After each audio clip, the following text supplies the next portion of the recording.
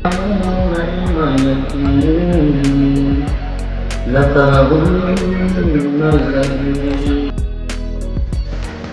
Phone দিয়ে গরম করে দিচ্ছি আমরা।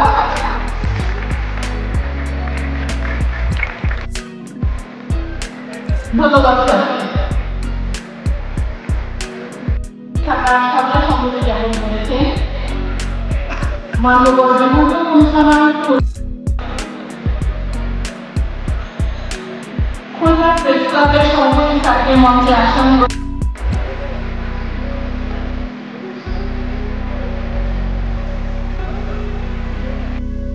প্রবাসী কল্যাণ ও বৈদেশিক কর্মসংস্থান মন্ত্রণালয়, আওতাধীন জনশক্তি কর্মসংস্থান ও প্রশিক্ষণ ব্যুরো ও খুলনা কারিগরি প্রশিক্ষণ কেন্দ্র কর্তৃক আয়োজিত পিছিয়ে পড়া জনগোষ্ঠী নিরাপদ অভিবাসন ও কর্মসংস্থান প্রশিক্ষণ ব্যুরোর অতিরিক্ত মহাপরিচালক প্রশিক্ষণ স্যার, সেই সাথে আমাদের সাথে আজকে মঞ্চে উপস্থিত রয়েছে। এই 22 লক্ষের ভিতরে আমরা 12 লক্ষের মতো কর্মী ঢাকা থেকে 1000 রিপ্লেস নিয়ে আসতে দেখেন। ওইখানে আমরা বলে দিয়েছি পাসপোর্ট অনলাইনে করা যায় এবং সম্প্রতি মাননীয় প্রধান উপদেষ্টা একটা সার্কুলারও জারি করেছেন যে এখন থেকে আর পুলিশ ভেরিফিকেশনও লাগবে না। তাহলে আমরা অনলাইনে পাসপোর্ট করতে পারি।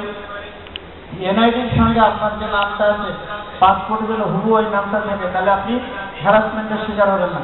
আপনি বিদেশে যাওয়ার আগে যে কন্ট্রাক্টটা পাবেন, যে ভিসাটা পাবেন, সেটা যাচাই করে নেবেন।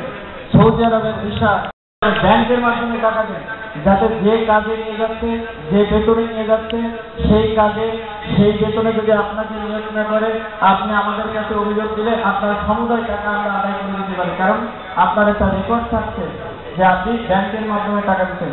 কিন্তু কোশ্চেন একটা, আমরা এজেন্সির উপরে দায়িত্ব হলে হবে না, আমাকে নিজেকে দক্ষ করতে হবে। আর একটা হলো, আপনি যদি নিজে দক্ষ হন তাহলে এইখানে কোরিয়ান লোক আছে, এখানে জাপানিজ লোক আছে, মাঝে আমরা নারায়ণগঞ্জ যে টেকনিক্যাল ট্রেনিং সেন্টারটা আছে আমরা 100 জন ছেলেকে পাঠিয়েছি।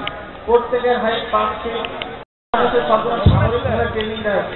সবারই স্বাস্থ্য একরকম, অলমোস্ট হাইট একরকম, চুলও একরকম, মানে সব ফর্চুনেটলি তাদের 1 টাকাও খরচ হবে না।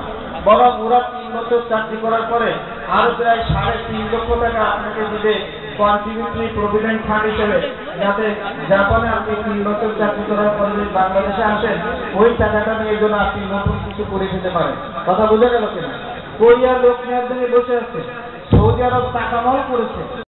ভাই যারা যাচ্ছেন, যাদের আয়ের উপরে আমাদের অর্থনীতি অনেকটাই নির্ভরশীল, তো তারা যাতে নিরাপদে সেখানে কাজ করতে পারে এবং তারা যাতে দক্ষ হয়ে একজন দক্ষ শ্রমিক হিসাবে যেন বিদেশে যেতে পারে, সেই জন্য আমাদের প্রত্যেকের জায়গা থেকে আমাদেরকে সচেতন হতে হবে এবং আমাদেরকে চেষ্টা করতে হবে। সরকার এই বিষয়ে যথেষ্ট আন্তরিক এবং তারই একটা নমুনা আপনারা এখানে দেখতে পাচ্ছেন যে স্যার ঢাকা থেকে চলে এসেছেন আপনাদেরকে এই বিষয়ে সচেতন করতে। আমরা উপজেলা পর্যায়ে এবং একেবারে রিমোট যে সমস্ত জায়গা আছে সেই সমস্ত জায়গাতে আমরা এই মেসেজটা আপনাদের মাধ্যমে পৌঁছে দিতে চাই যে আমাদের যে সমস্ত কর্মী ভাই ও বোনেরা বিদেশে যাচ্ছেন তারা যেন দক্ষ হয়ে ভাষা শিখে যে কোনো একটা স্কিল ডেভেলপ করে তারা বিদেশে যেন যেতে পারে। তারা যেন গিয়ে শুধুমাত্র জব যেগুলো আমরা বলে থাকি যে ক্লিনারের কাজ, এই কাজগুলো যেন বাংলাদেশের মানুষ আর না করে। সেই জন্য আমাদের প্রত্যেকের জায়গা থেকে সচেতন হতে হবে এবং আমাদের যে সমস্ত ইনস্টিটিউশনগুলো আছে যারা দক্ষতা বৃদ্ধির বিষয়ে কাজ করছে, যেমন টিটিসি দক্ষতা বৃদ্ধির বিষয়ে কাজ আমরা কাজে লাগাতে পারি, তো আমরা বিশ্বের দরবারে মাথা উঁচু করে দাঁড়াতে পারব।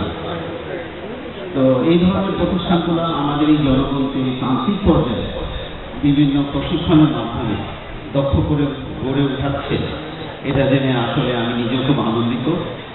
আমরা আসলে এই ধরনের প্রোগ্রামের সাথে ইনভলভ